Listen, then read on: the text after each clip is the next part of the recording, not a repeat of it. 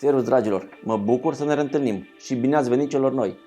Astăzi postez dintr-o revoltă și nu dintr-o stare de bine în urma vizitării unui loc de la noi din țară. Ne-a lăsat Dumnezeu niște locuri de vis aici la noi în țară, de care să ne putem bucura dacă am ști să le prețuim. Am să vă invit la o plimbare printr-una din cele mai frumoase stațiuni balneare ale continentului, care a fost odată.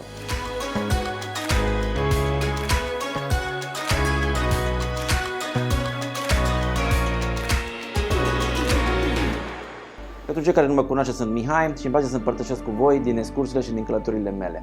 Așa cum am spus, vă invit astăzi la o plimbare într-una din cele mai frumoase stațiuni balneare ale vremurilor din Europa. Este vorba de Herculane. Băile Herculane sunt cele mai vechi stațiuni balneare ale lumii. Atestarea băilor Herculane din anul 150 era noastră, din perioada romană. În perioada civilizației romane, stațiunea a reprezentat un punct important de atracție pentru aristocrația Romei antice. Din perioada romană ne-au rămas vestigii, cum sunt apeducte, monede, statui, băi, ca mulțumire aduse zeilor pentru vindecare.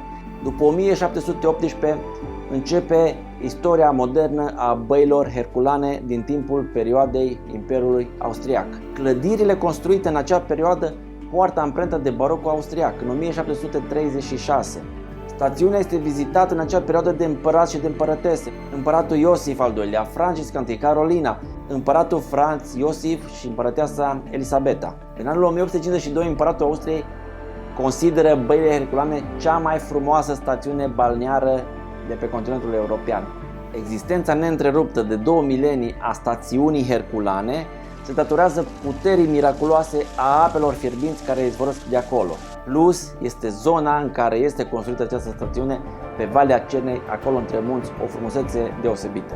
Pavilioanele din centrul stațiunii, care sunt în jurul statuii lui Hercule, pavilionul 3 și 5, au fost construite pe locul unui fost han, unde în 1824 au găzduit pe împăratul Francis și împărăteasa Carolina a Austriei.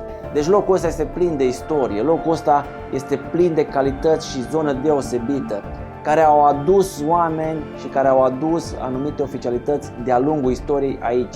Și acum să vă arăt un pic unde a ajuns și cum arată stațiunea asta după ce a găzduit aristocrație romană, după ce a găzduit împărați și împărătese ale Imperiului Austriac. Să vedeți cum știm noi să prețuim și ce avem noi, cum scoatem noi în valoare acest loc.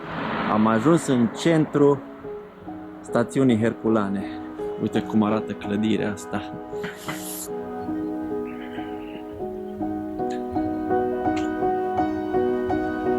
Direcțiunea.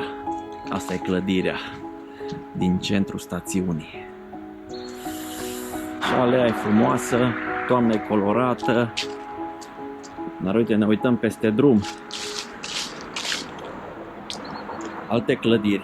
Doamne, ce frumos poate să fie locul ăsta.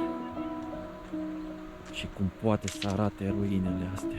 Cum pot să arate ruinele astea. Accesul interzis. Uite cum arată. Cu statui, cu podul de fier forjat. Monument istoric. Podul de fier forjat.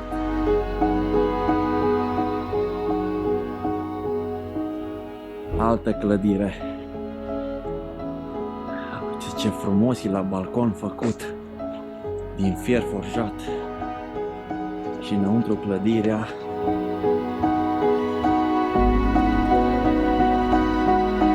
Ca după război. Altă clădire aici.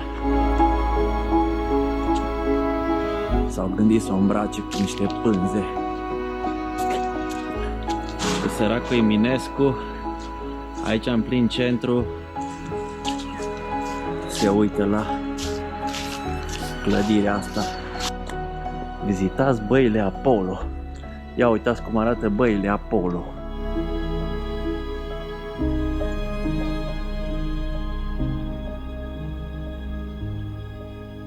Gata, suntem în punctul central din stațiunea Herculane. Uite, altă clădire bombă. Poate încui ceva la suprafață, dar nimic Pavilionul numărul 3, monument istoric.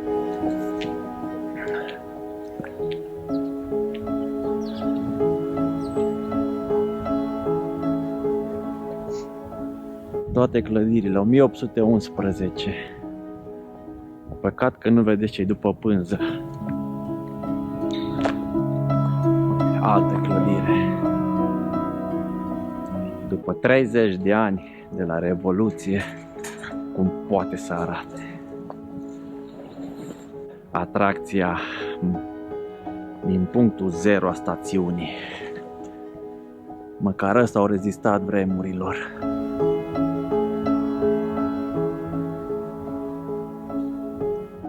Pavilionul 4. În plin soare, ce frumos poate să arate clădirea asta.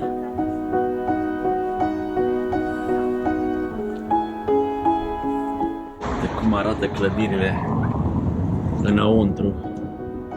Mormană de ruină. Deci, monument istoric, pavilionul 3, Hotel Francis, Hotel Severin și Hotel Apollo. În 1824, având la capătul sudic vestic o terasă octogonală acoperită împodobit de antelerie în stil baroc.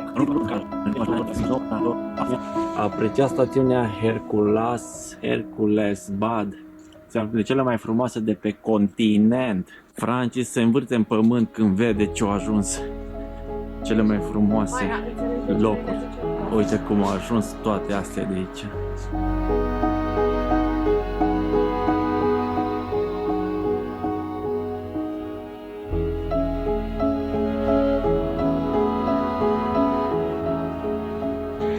Ce frumos era dantelăria la podul ăsta.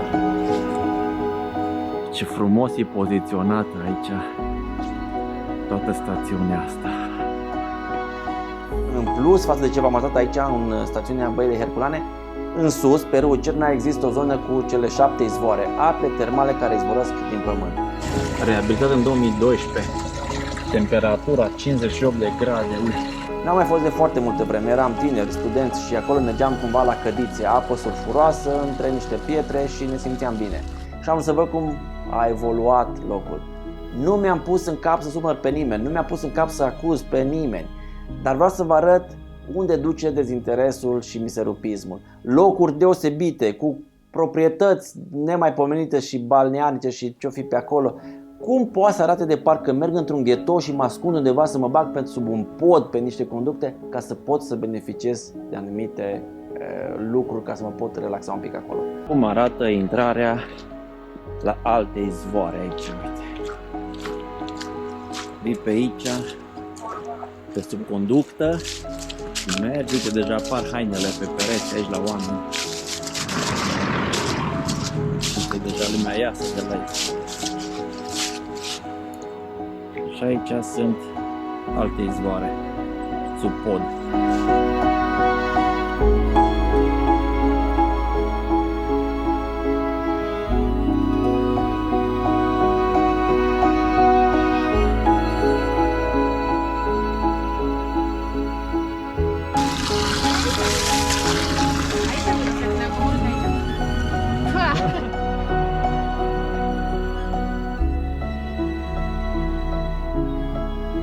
Cam asta e la Cădițe la ora asta. S-a închis și mall-ul de la Cădițe. Erau mașini când am venit noi.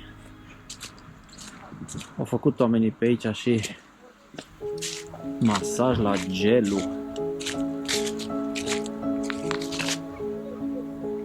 Dragii mei, cam asta a fost ce am vrut să vă arăt eu din Băile Herculane. Mie îmi place foarte mult zona respectivă, este deosebit de frumoasă, trasee pe acolo, tot felul de spectacole ale naturii, dar din păcate zona la cum arată acum stațiunea, clădirile respective, este o mare durere și asta vreau să împărtășesc cu voi. No, care este impresia voastră de ceea ce ați văzut în stațiunea asta? Cum vi se pare vouă că apreciem ceea ce avem? Păcat de Dumnezeu că ne bate în joc de ce avem aici. Dragii mei, vă doresc zile minunate și Doamne ajută-vă. Ciao, pa!